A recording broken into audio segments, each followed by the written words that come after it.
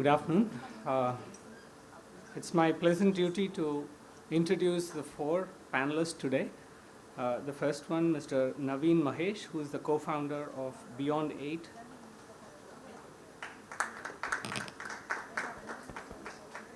Please.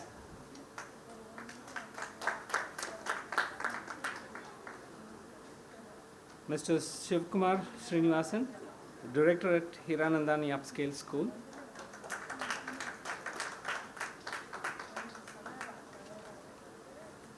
Ms. Chandra Kumari, Senior Manager for Collaboration, Outreach and Content at Empower Aditya Birla Education Trust. And Mr. T.G. Satyanarayanan, co-founder and CEO, Director of HR Services at Rice HR Consulting.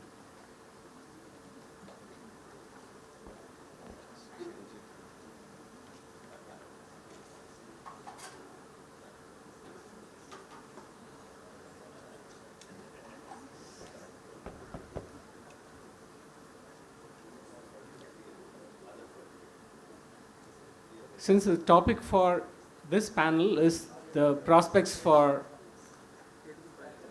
liberal education in India, I would like to begin this session by a few prefatory remarks.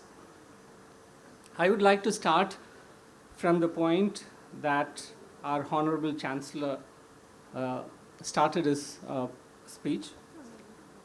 He shared some stories, very moving stories, of how students from poor income families were able to triple or quadruple their incomes as a result of a 4-year education. And if education helps quadruple incomes over a lifetime, I would also like to add the value of education in meeting another important social goal, that is to control population. You have seen that states which have achieved higher enrollment ratio have managed to reduce fertility levels, including the state of Tamil Nadu, because Tamil Nadu has the highest gross enrollment ratio in the country with 51%, while the national average is about 28%. So that is actually the power of education. So the goal of the union government is to reach 50% gross enrollment ratio by the end of this decade. Some states have already reached this. And the higher education landscape is about $200 billion worth in India. So where does the liberal education fit? Since the topic for this panel is the prospects for liberal education in India, I would like to spend some time talking about the future prospects of liberal education in India. I would not like to believe that this is something that we are borrowing from the West. At least the notion of modern liberal education can be traced to the European universities and American universities. I would like to believe that India was one of the pioneers of liberal education. If you think that Takshashila and Nalanda were pioneers of liberal education. Of course, we do not have records of how they taught their students or how students were assessed, but we know that both Takshashila and Nalanda pioneered the idea of liberal education. And what is liberal education? I would not like to spend more time on talking about it, because some of the speakers, including Deputy Vice Chancellor, listed some of the attributes of what a liberal education is.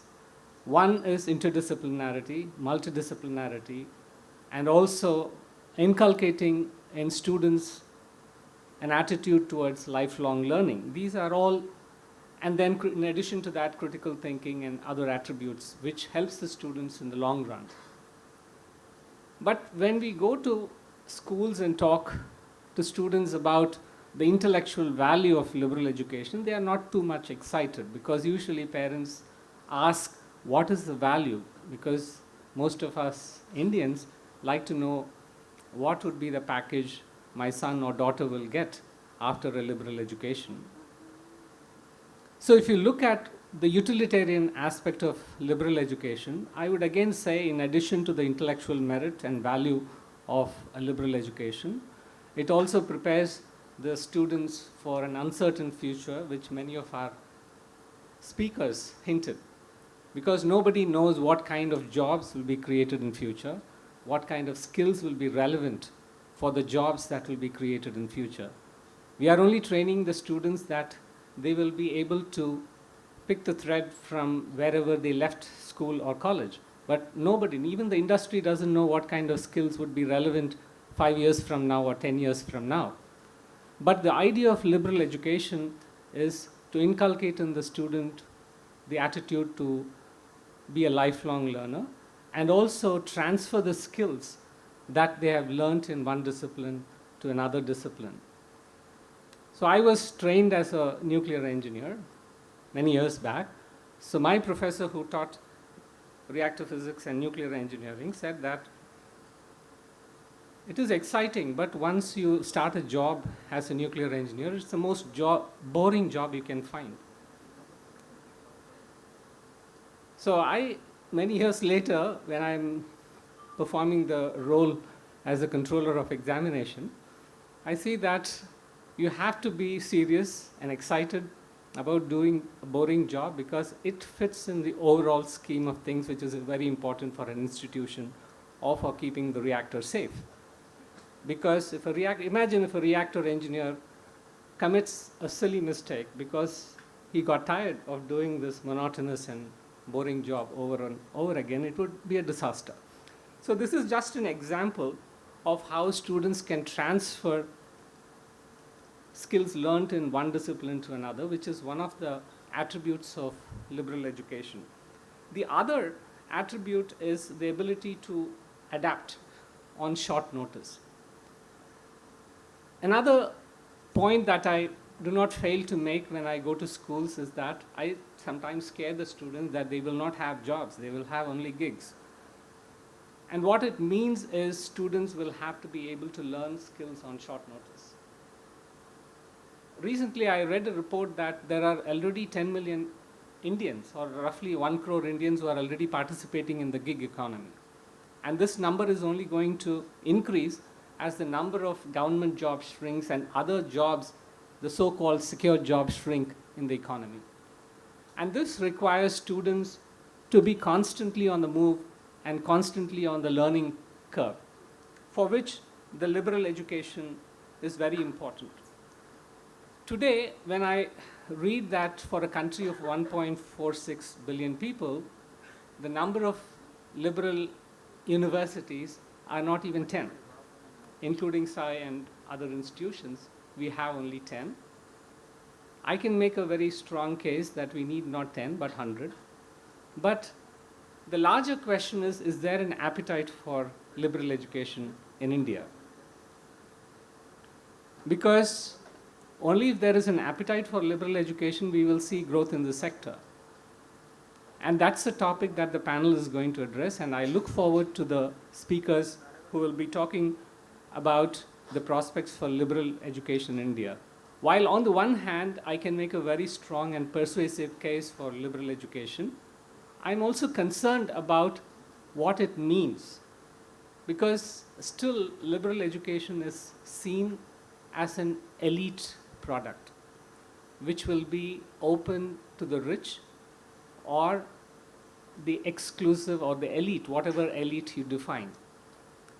But if that is going to be the case, then certainly it is not going to create equitable, diverse environment in liberal universities. I do not worry much about SAI University because the Chancellor has made it very clear that students will be accepted irrespective of their ability to pay for their education. But if by and large, if educational universities that are promoting the idea of liberal education tend to be exclusive because of their pricing structure and about the entry requirement, then it may not do any good for a country like India. So these are some of the concerns while about the future of liberal education in India, while I also have very high hopes about what it can do for India, which I am going to leave for the panel members to address, and I look forward to looking forward to hearing the comments from each of the panel members. Given the paucity of time, I would urge and request the panel members to take about 4 minutes to share your thoughts on the future of liberal education in India, and then we will leave the floor open to questions. Thank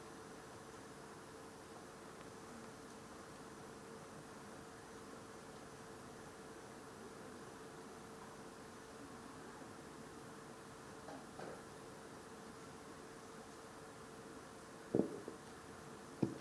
First, I would like to introduce Mr. Naveen Mahesh, who is the co-founder of Beyond 8, Director and Managing Trustee of HLC. He's specialized in business strategy and general management from Harvard Business School and advanced education leadership from the Harvard Graduate School of Education. He has over 25 years of research experience, experimentation, and innovation in education. So look forward to you, sir. Mr. Mahesh. Good afternoon. It's a pleasure to be here and meet so many old friends who I've sort of learned from. And this over 20 years of school education journey I've had, almost all of it is in Chennai. So it's happy to meet all of you once more. In my view, education it's at a crossroads today, right? The pace of change is very unprecedented. The way the world is changing is like never before. And I think education systems must evolve to the changing needs of society, first of all. It must recognize how technology is coming into our lives in so many different ways.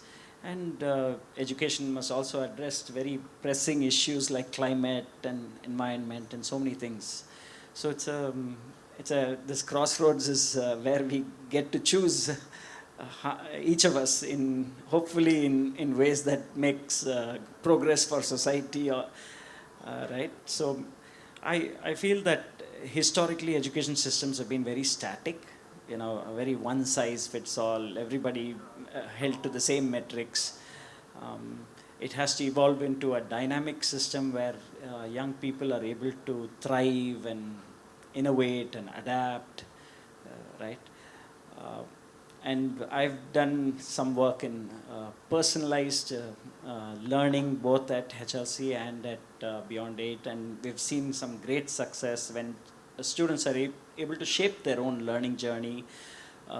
They're able to put forward their interests. We're able to give them an education that is aligned with their interest. If you go back, 2,000 years back, Confucius said, learning happens when the learner is seeking it. Not when we have whiteboards in our classrooms, not when we have air conditioning, not when we have specific shape of rooms, as Gautam and I have spoken about, right?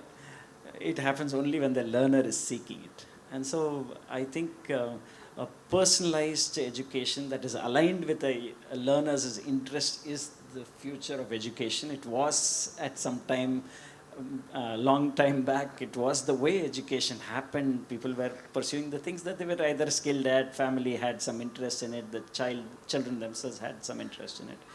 I think that is the future as I see it. And liberal education itself is something that is misplaced or misunderstood quite a bit. Often people misunderstand liberal education for liberal arts education.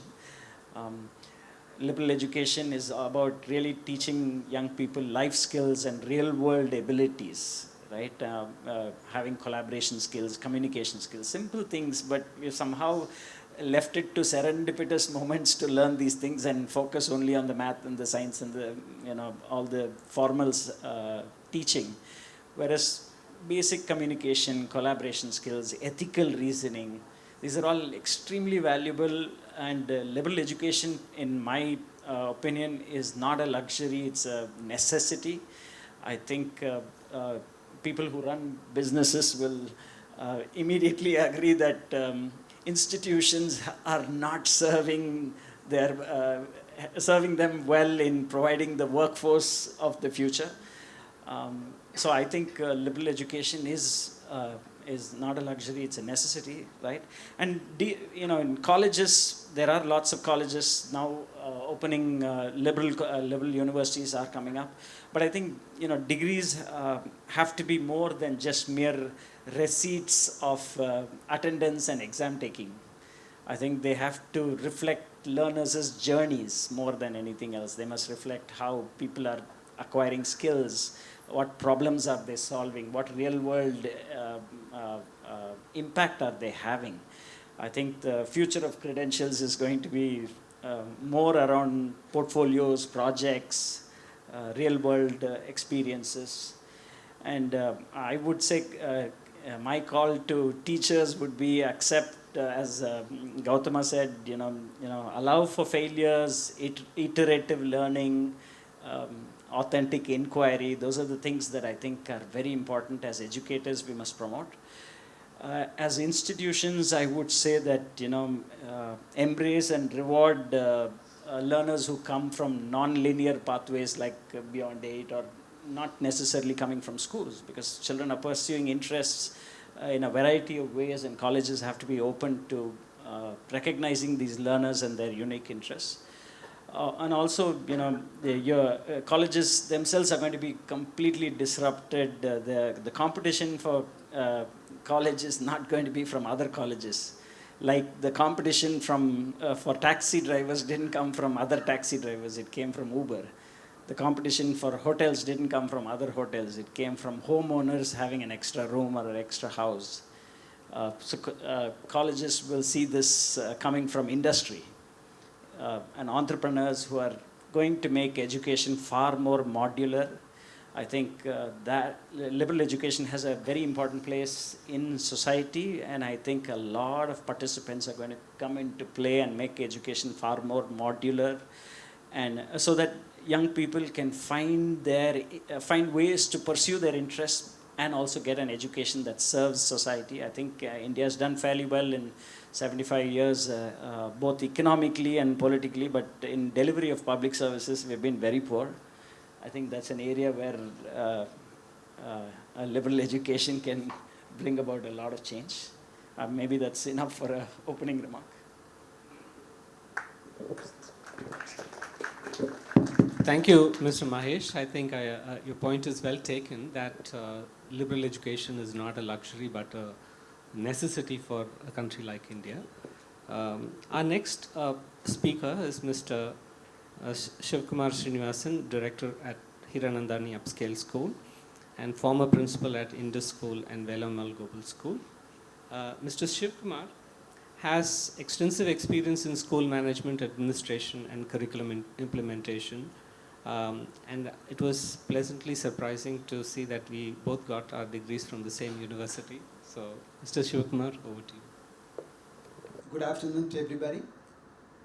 So, even though I am the director of a school, I am still a physics teacher by heart. I still take physics classes.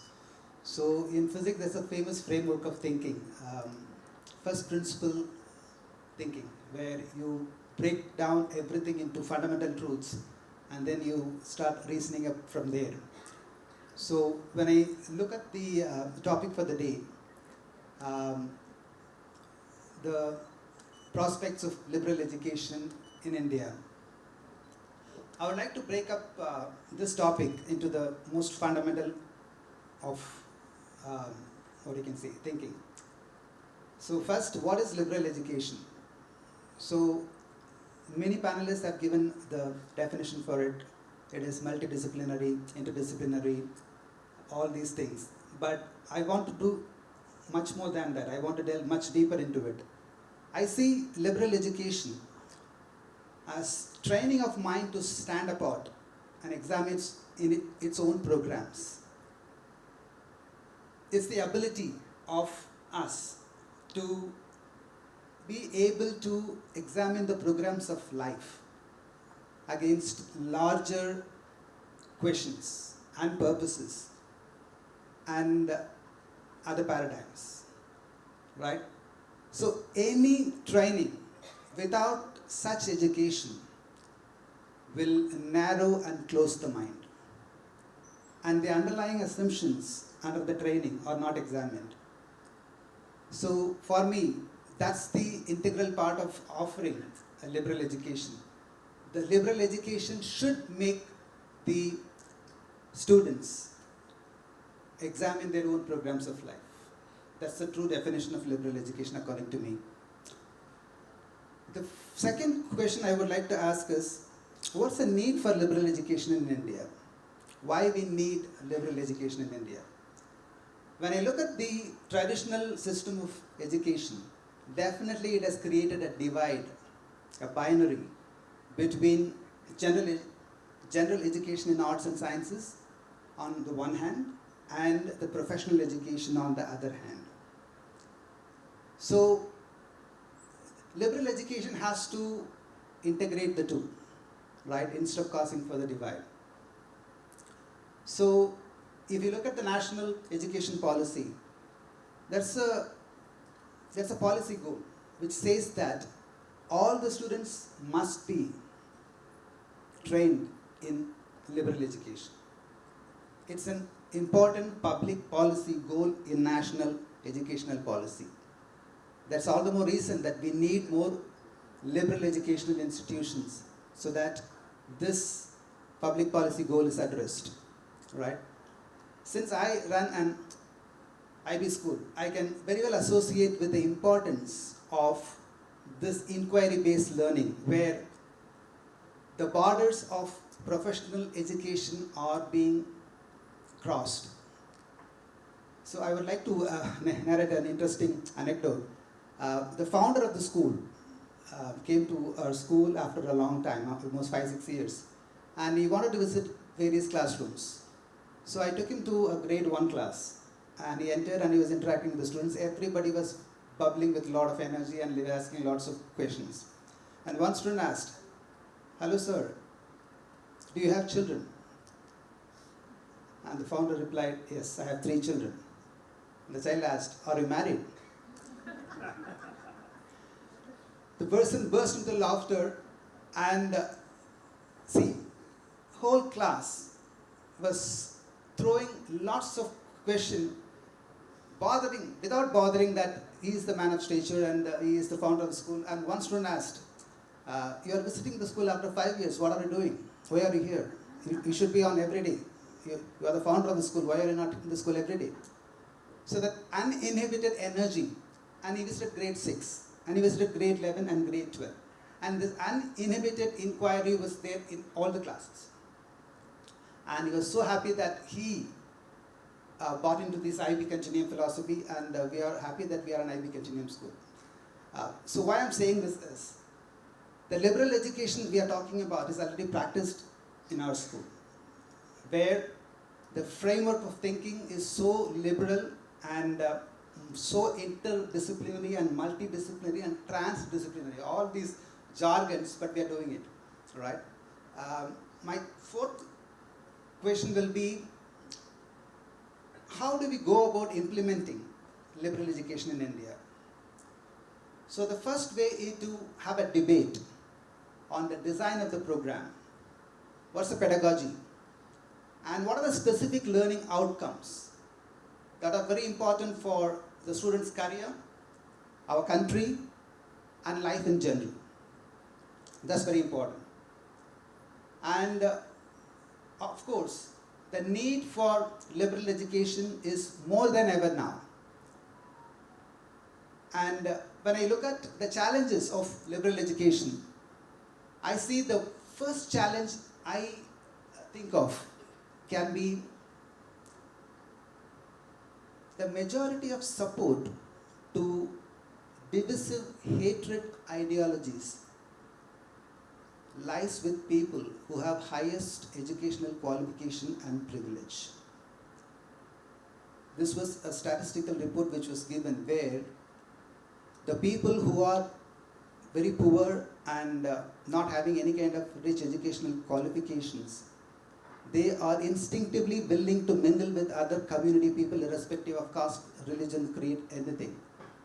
But people with highest qualifications and privilege do have this divisive hatred ideologies. That's so striking that means the higher education that we are having has failed to nurture liberal values and scientific temper. What it seems to nurture is selfish entitlement and prejudice against different kinds of people. And definitely it's an alarming sign. That's all the more reason to have liberal education in India. But the problem here is our country is not free from despotism. We have witnessed it in several universities of late. One prime example being the JNU, where the academic freedom, the autonomy of academic institutions were questioned, and the freedom of expression for faculty and students were actually crushed. So this also should be kept in mind when we are talking about expanding liberal education in India. What are the constraints in terms of these kinds of issues? And then India is a country of unique democracy. Every state has its own style of, operation, own style of living, own style of culture. So how to adapt liberal education to the various demands of our nature of democracy, and also more importantly the different social structure in India. That's a challenge for us. And when you look at how to mitigate these challenges, first is to acknowledge the issues that are besetting our university system. Have a debate with that, and how to arrive at a consensus to take forward the strategies to mitigate these problems. In that list comes the parental and student awareness about the transformative opportunities that can be provided by liberal education. So this conversation should start at school ideally. The students in school should be given some glimpse, some taste, some flavor of liberal education that they can experience in their higher education. I think Sai University is already doing it because they are tied up with different schools, and our school is one of them. They come there not for promoting their university, but to give them a flavor of what liberal education is all about. Of course, IB schools are already doing it, but there are a lot of schools which need this exposure to parents and students. And then last thing is to develop a culture and nurture a mindset in all our universities that can address this gap between professional education and liberal education. And one more, the last motivating reason for the liberal education to thrive in India is the report from industry, which says that we don't want any more skill sets, we want competencies. So skill is different from competence. I can have technical skills, all right? But when I don't have the competency of communication, I don't have the competency of negotiation, problem solving, decision making, I may not fit into the workforce. So it's all the more reason that we develop competencies, not just skill sets, when it comes to educating our children. So I think liberal education has a very bright future, and the prospects are really, really bright. And the only thing is how we are going to take it forward. And I think I just end my speech here, but lot to offer, but for time concerned, I'm just stopping here. Thank you. Thank you, Mr. Shivkumar. I think you have touched upon many valid concerns in the context of the future of liberal education in the country. All the points are well taken. In fact, I can reinforce what our Chancellor frequently reminds both the students, faculty, and prospective students and their parents, that Sai University doesn't believe in any ideological, religious, or any other affiliations. even though we are named after a spiritual icon, our campus is secular, or to use the words of our chancellor, it's agnostic. So it doesn't, Sai University doesn't promote any particular ideology, political, religious, or cultural. So we treat all Indians, we treat all our students equally. And we continue to reinforce that in our classroom, that no forms of hatreds, bias should enter in classrooms or in social settings. So that is the kind of assurance that I can give as I'm a kind of witness to the kind of students, because ultimately it is the kind of citizens we create for the future, and these are very important, and these points are taken. So our next speaker, since we are running short of time, I would request next speakers to hold on to the time. Ms. Chandra Kumari, who is the Senior Manager for Collaboration, Outreach and Content at Aditya Birla Education Trust. She's a clinical psychologist with extensive experience in psychological assessments. She's passionate about mental health awareness and integrates mindfulness, art and play therapy in her practice. Ms. Chandra. Thank Your you so thoughts. much. Yeah, thank you so much, Sai University, for having me here. And Chennai has been always welcoming. I love the food. So I'm using a timer, so I'll stick to 4 minutes. So I am a mental health professional, and I'm happy to know there are many more mental health professionals here already, and you covered a lot of it in the first panel discussion itself. So let me start with a very simple concept. Let's understand what is mental health, and then let's get into the liberal education. So let me take the WHO definition. What does it say? It says a state of well-being. It's a well-being where you are able to handle your everyday stresses. You are able to cope up with your stresses. You are able to use your abilities to the fullest, and you are able to use that ability at your workplace. And the fourth one, to the contribute to the society or the community. These 4 important things, if you are able to handle this, that means you have achieved the most, right? You know, you're happy when you go back home. What is the most thing that you want to do? You want to get a good night's sleep, right? That's the most important thing today. You don't think about how much money do I have in the bank. Let me get a good sleep, at least 6 hours of sleep. So mental health plays a very important role, and I'm so happy to see how Sai University is encouraging liberal education, where you teach life skills to the students, and that's what the Chancellor Sir was also talking. There is a counselor at the university who takes care of their mental health. They're always available for a counseling sessions and to talk to them. So liberal educations, what does liberal education teach them? Ask questions, decision-making skills or critical thinking skills. So when you have these skills, you know how to deal with stresses, right? Do you think you will have a life without any stresses? No, not at all. Don't we all have stress now? Right now, I am so stressed here, sitting here to give this speech in front of all these people. Like, look at their background. I'm coming with 15 years experience, they're coming with 30 plus years of experience. So I also have that stresses, but I would tell myself, no, I am still going to deliver what I know about mental health. I'm still a mental health expert here, sitting here and talking. So how can I do that to myself? Because I've learned that skill, problem solving skill, or to handle that anxiety that I might face to talk here, right? So similarly, this is what we need to teach the student, and that's exactly what the liberal education is teaching right now.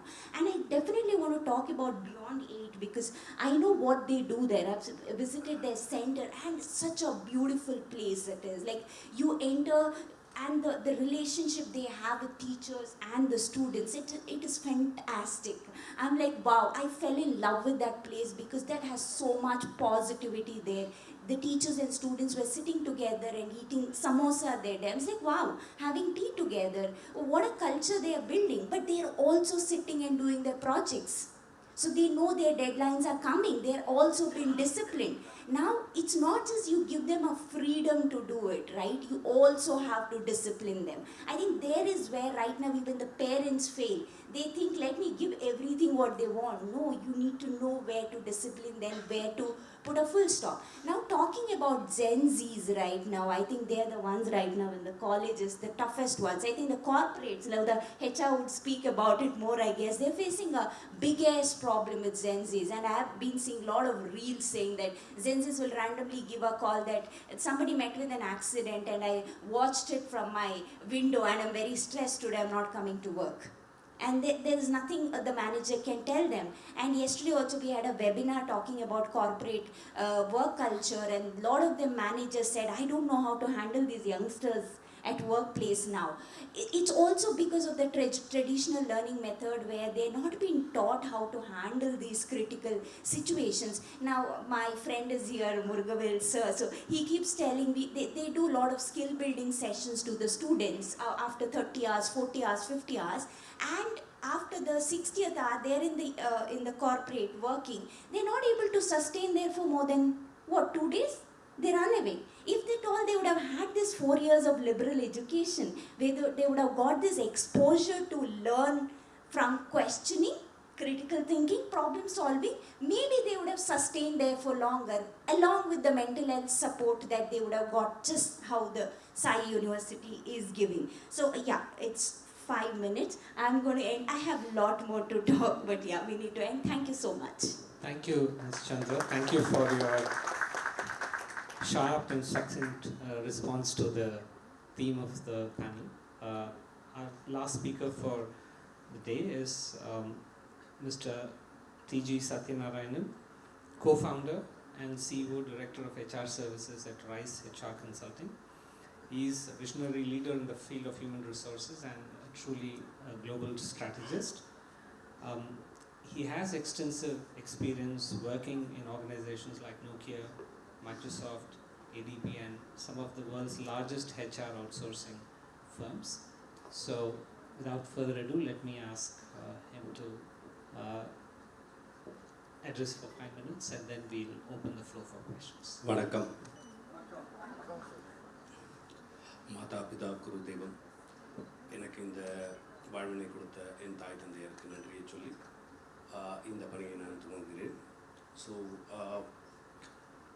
myself government school educated. I owe my education to Tamil Nadu state government, which gave me the education to this level and the ability to come here. Okay.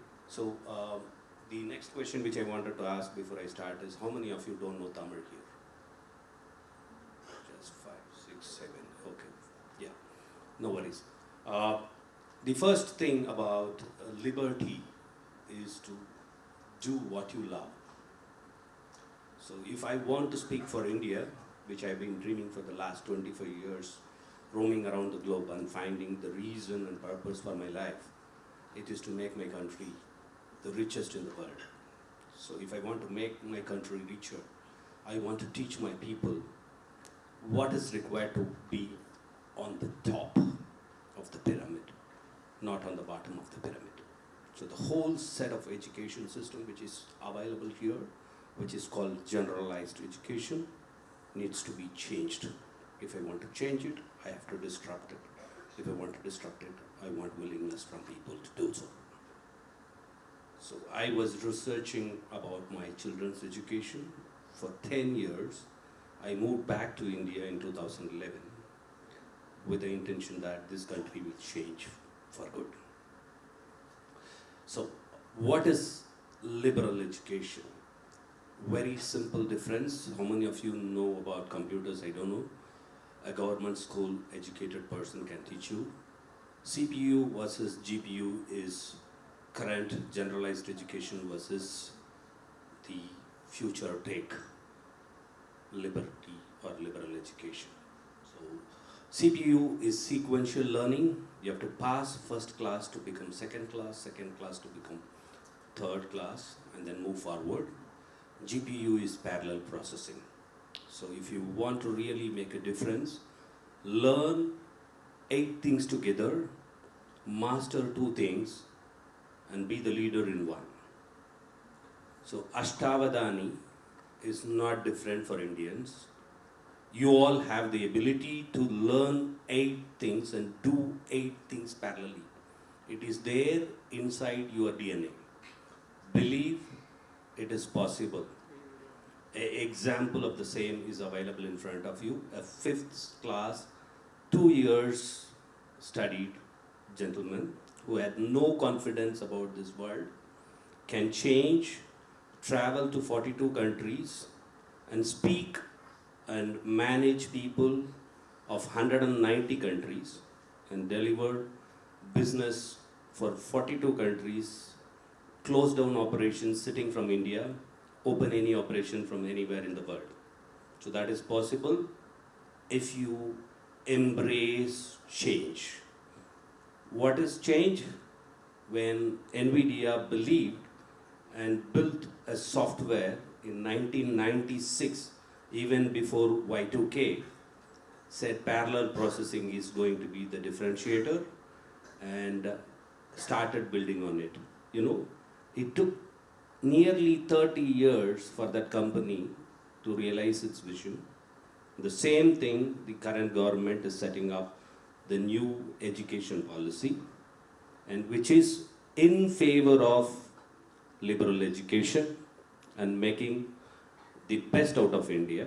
So I didn't need to say, because the topic given here was to know the prospect of liberal education in India. If you don't change, we will make you change, because I represent the corporates, which is hiring people across India, and we are currently at $64 billion economy of GCC, Global Capability Centers, and we want to make it $100 to $105 billion. And what I expect from these kind of institution is to produce people who are required for that $34 billion in the next 5 years. So if it is possible only with this futuristic idea, where the children are having the ability to handle multidisciplinary subjects, because GCC is not just like one area of specialization. I write 1,000-line code and then it happens, just like that. You need to understand the global history and geography, understand the culture of the people, and speak to them. I failed in a meeting in my first time by going late by a minute to a German guy. I was snubbed. In India, I can say 1 minute and then go next day morning, you will welcome me with a smile. But it was a cultural shock. Sending an email after 15 minutes was my first learning. I said 5 minutes, and then there was a Hong Kong lady on the other side in 2004. She said, "You are bullshit. I will not speak to him again." Because culturally for me, 2 minutes is 20 minutes to 30 minutes. She didn't understand my culture. I was almost out of job and out of this thing, crying inside, not saying outside. Try to learn things harder way. But today, I have a product from India, working for the last 8 years, another 2 years it will be complete. And that will be the first language agnostic solution for HR, which will transform the way we do business. So AAs, I started learning in 2014.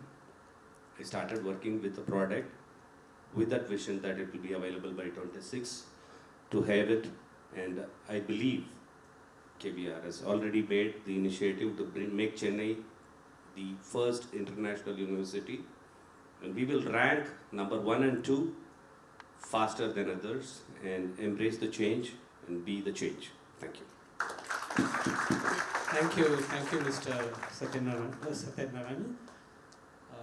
I think the use of metaphor, CPU and GPU is very interesting, and we are going to shamelessly steal your lingo for when we go and talk to schools. So the Associate Dean of the School of Computing and Data Science is here, and the outreach team is also here, since our biggest constituency is computing and data science students. So we will certainly use this metaphor to explain what liberal education is to them. So we have come to a close. All good things have to end soon, and We have time to take a few questions from the audience, so it won't be appropriate to close the session without audience. Maybe 2 questions from the audience. Yes, ma'am. Please introduce yourself.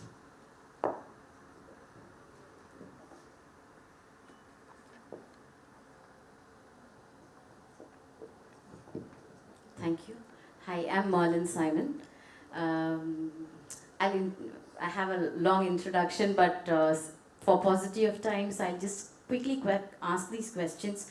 I know that we are in the nascent stages of liberal education, and of course, at present, it is for the elite, I would say, because liberal education is not part of what the majority of the population, Indian children are going through.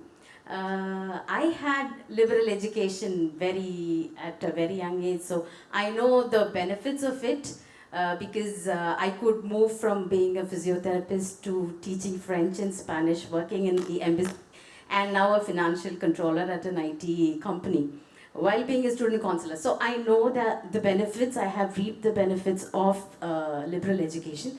But unfortunately, we prepare school students to go to colleges, which prepare them to go to companies. So we have always been working backward. Okay, the industry expects this skill set, and the colleges, okay, so the colleges preps these students to those industries, and the students, eventually the high schoolers whom I counsel, they say, okay, what are the companies that come to, say, I take the example of Sai University. They're going to say, okay, what are the companies that are going to come for campus? And that's how the children make a selection of life. And it's unfortunate, it is unfortunate. So there is something to do with lobbying, because you're working on economy, because many of the panelists, all of us are educators. So most of the panelists, we've never touched the taboo word money. But at the end of the day, the career that people think of is in terms of money. And it is, I would say in a way, it's elite. Okay, I changed my profession because my daughter wanted to study history and be a history teacher. And I said, okay, let us just at least build a house, and then I moved into IT. So, it's not like, I would say, financially also, most of the children want to succeed, and they can't afford liberal education for now, and eventually this will change, that I'm sure. But is there not a lobbying that is needed on a larger scale? One, to change politics, because there is a lot of politics involved in education, whether we say that or not. And two, do we do large scale sessions to create awareness? Yes, among parents we do that, but among the industry, the startups are new and all of that, but the traditional industry that an average 17-year-old child is formatted to think of and get a job, raise their family. The words of what our chancellor said this morning, they got 4 years of education, and he started earning 8 times more, and all the examples that the chancellor said, it's interesting. So if I would like to take thoughts on that from the panelists, anybody. Thank you.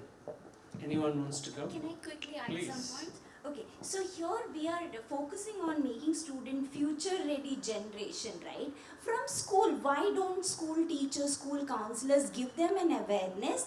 What is future is like? We don't know exactly what future is like. We spoke about AI. We in our wildest dreams, we didn't think about COVID coming in, right? And we were ready. And after COVID, post-COVID, we were not ready to go back to work. So we don't know what exactly the future is. That's where the anxiety comes to place, right?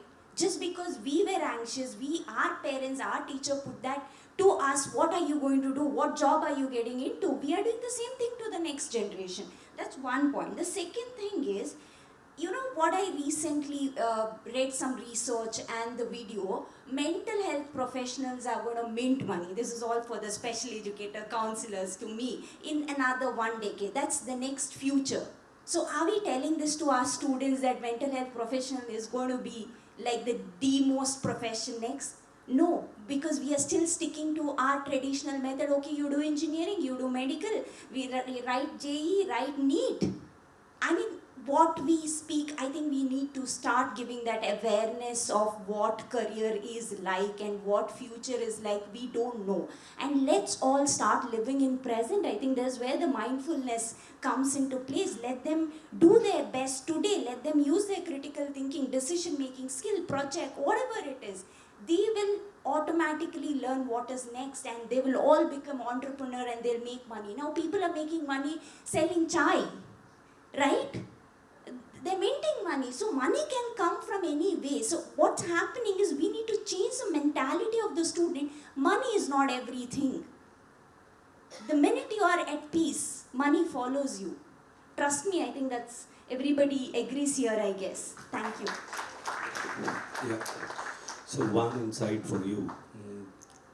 Lobbying is not good or bad. Lobbying is just an activity for us to grow this particular area which needs to be transformed.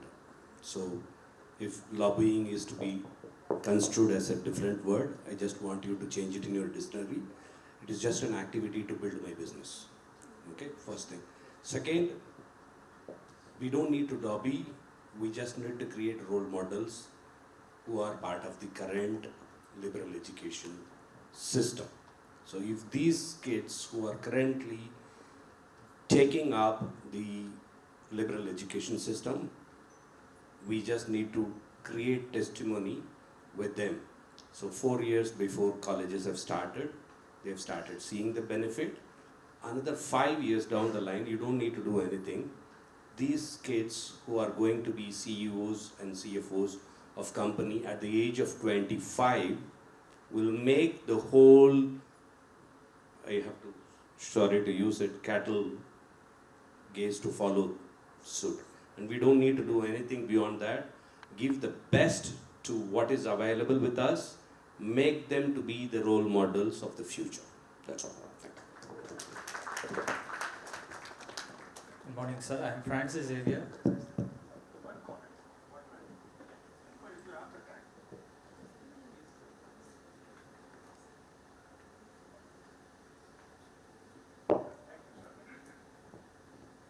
Thank you. I just wanted to say, listening to this conversation is very interesting. And I wonder if, fortunately, I've been with the Krishnamurti schools for the last 35 years. And my journey is a journey of hope and a journey of possibility, both. I wonder if we are setting the bar too low when we are talking about education. Can education not be one which allows the flowering of a gracious human being, a responsible human being, a human being who's able to pursue something which he or she is passionate about?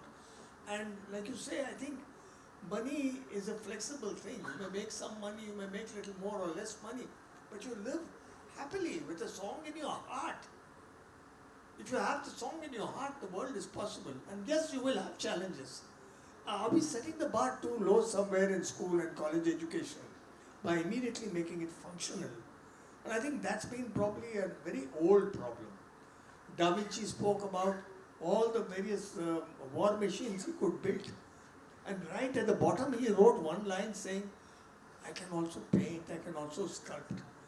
His legacy is today with Mona Lisa, he's best known for his painting. He's not known for the war machines. Of course, he's a fantastic human being. So I wonder if real dreams of a different quality of education we need to hold in our hearts and our minds to make it possible. If we give up too easily, then it won't happen. We are running short of time. Actually, we have a post-lunch session where we could continue this conversation. I would like to give it to the panel speaker. Okay. There was one question, maybe we can take, we have time for one last question. Yes. Yes. I'm Jennifer. So actually, we are talking about this liberal education. Okay. So the thing is that only for kids? Where should it start from? We are talking about liberal education of a kid who's going to enter into the new world, but where should it start? It should not start from a teacher. My question is that when liberty is given to us as an educator, we want that liberty to inculcate all those things to the kids, to the learners as educators. So I just wanted to know how we are going to give the standard education to all the learners as an educator. So what is the answer for that question? How we are going to impart that standard education to all the learners as an educator through the liberty which a school or any institution which will be giving to the teacher? Certain teachers certainly need exposure, because very often when we go to schools, teachers are equally clueless when we talk about the merits of liberal education. So teachers need to be sensitized on this, so that there are enrichment programs for teachers, so that they could use that to train the students accordingly early. Right now, it's only the IB schools and Cambridge board schools which are providing what we know the essence of a liberal education is. Why should not it be given to CBSE school students or state board school students? Because it's not rocket science. It's just the question of how we rewire the school education. That's what the new education policy is all about. Leave the political rhetoric. The new education policy is looking at interdisciplinary education not at the college level, even at the school level. So that's what we need to do, and certainly teachers are a big part of the solution, because unless we train the teachers at the school to embrace this new pedagogy and learning outcomes, we won't have the intended outcomes from the students. So there is one question from this side, the last question for this session. Yes? I'm Francis Xavier from Shram Academy, Cambridge. When Shivakumar sir was talking about, I was looking back my own journey. I was very much connected with him. I'd like to start my question with this short incident that happened when I was attending a campus interview in Loyola College. I was asked a question about my interest and studies. So I said, I have interest in mathematics, English, physical education, sports, music. All those interests I have. And especially I have studied philosophy, I have studied MA philosophy, then mathematics I studied. But when the interviewer asked me why I studied all these two subjects, philosophy and mathematics, and I said these are my interests of studies, and even I wanted to study all those things, I didn't get an opportunity to study them, pursue them. Then the interviewer asked me the question, which was very heartbreaking. He said, your interest is keep changing, so you keep on changing your interest and you are studying. And at present in India, I think cross major is not encouraged everywhere, because when we are pursuing different studies and recruited for jobs, people think of all these things. So my question is, why cross major is not now encouraged, and what are the job opportunities? Will there be like a concrete approach towards job opportunities when we are talking about liberal education? So that's my question. So I'll ask Mrs. Shivakumar to respond to that. So actually here, our passion is not fixed. Our passion is always evolving. So passion is an overused word where we say if you found the passion, you are settled in life. No. My passion can be evolving, and as I grow, even 30 years, 40 years, I can have some other passion which is more appealing, more fulfilling than my earlier one. So I can shift, right? You can see great people switch careers because they found the new one more interesting and more fulfilling than the old one, right? So what you have experienced is perfectly normal. All right? So yes, any. But there is a difference between switching the passion and channelizing all the passion into one field, which is education. So I'm not talking about switching the passion. Okay. We are making use of all the interest and we are channelizing towards education. And when I'm teaching, I'm using sports, I'm using music, I'm using all my interest when I'm teaching mathematics. So why we can't look in that different perspective? We are changing. See, as long as your learning outcome is met, for example, the student at the end of the grade should be supposed to know this. And the way you reach there can be anything. It can be through sports, music, or psychology, whatever way you use to reach the outcome, it is immaterial. As long as the students reach the learning objective with all the more enjoyment that you are providing through your approaches, right? I can learn much better and I can remember better and I can apply it much better if I learn it in a more fun way than a rigid way, right? So what you are doing is wonderful, and may I ask you, are you working in a CBSE school or Cambridge school? Alright, so you are not given the opportunity to implement the way you want to implement? No, I'm given. Okay. I'm just asking about the jobs because in India, Jobs? because cross major is not encouraged. And when it comes to jobs, are there any concrete? One second. So it's job for you or for the students? For all. For all. Okay. I will take it up. Huh? Okay. Yes. How big is the world? Okay, I want you to understand. I have attended 35 interviews for my first job. I chose the employer. He didn't choose me. Okay, so the approach lies in the person and how you look at the problem. So nothing. There is a guy who's sitting on the other side for that day. For that moment, he is an interviewer.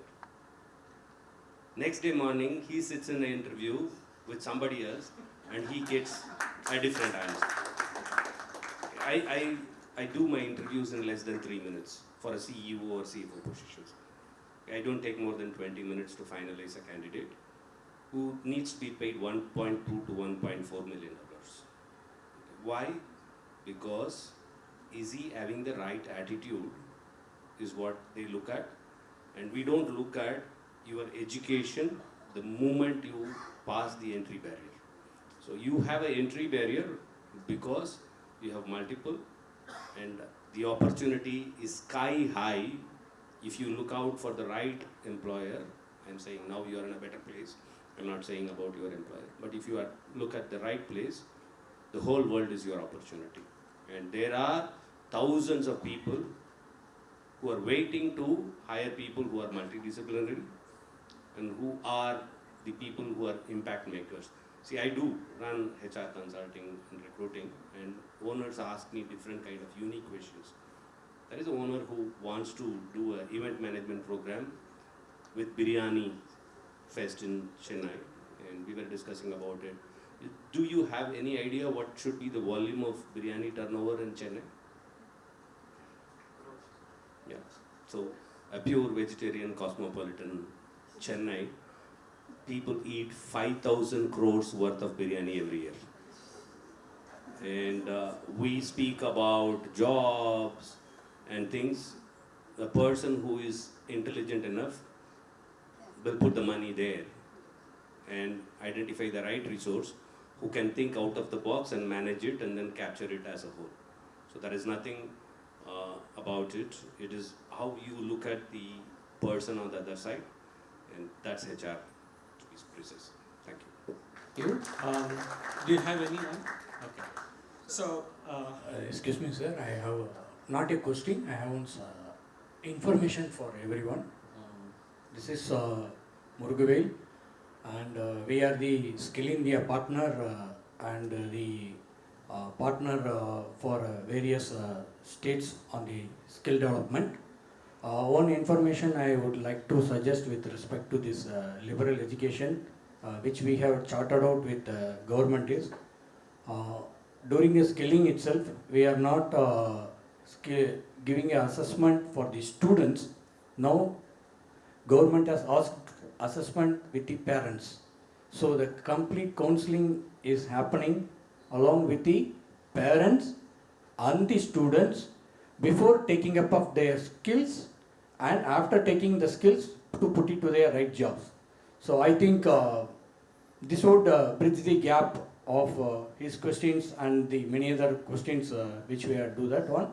And one more step we are planning is we are calling the industry also to get it counseled before taking that student. So it will be a triangle thing, parents, students and the industries before hiring them. So this initiative is going on. Hope the same could be extended across all the education institutions from the school level. Thank you. This is for your kind information. Thanks. Thank you, sir. We have had a wonderful interaction exploring the prospects for liberal education in India. We had 4 wonderful panel members sharing their thoughts, and thank you again for the wonderful questions that were asked to them. Just 1 minute to quickly summarize. It's very clear that the prospects for liberal education in India is immense from what I can learn from the educators and also from the panelists, even though as educators we are constantly doubting whether there is a market or whether there is a future. It's very reassuring to know that the market for liberal education in India is untapped and it's very large. In fact, we need not 10 universities, we may need 100 or even more to realize the vision, because when we look at the new education policy, the learning outcome is constantly looking at interdisciplinarity, multidisciplinarity, lifelong learning. These are the kind of elements that are part of liberal education. And it's very reassuring to know that as educators, you are also echoing similar concerns. And again, we have to remind that the silo education, which has been in place since independence, is a colonial legacy. Because our colonial masters wanted to create an education system which served the interests of the British bureaucracy. And they didn't have the interests of Indians becoming critical thinkers, because it would be against the interests of the regime. Because rulers don't like critically thinking citizens, whether past or present.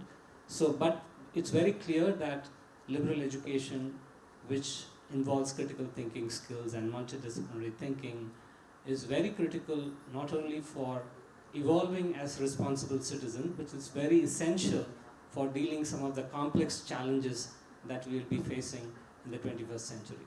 You look at the 2 biggest challenges that the world faces today, climate change and global warming. It requires every disciplinary contribution. Because even though we are oblivious to, because every time when the monsoon disrupts us, we are worried for a few days and then we go about our lives as usual. Because this disruption is going to be more frequent. And when I teach a course on environment and sustainability every year for our students. And it is for the first time that the students get to know that it is such a complex problem where every discipline has a role to contribute. So given this, it's very reassuring that liberal education has a bright future in India. And thank you again, once again, for the panel members for contributing your thoughts for this panel discussion and making it very meaningful and productive. Thank you once again.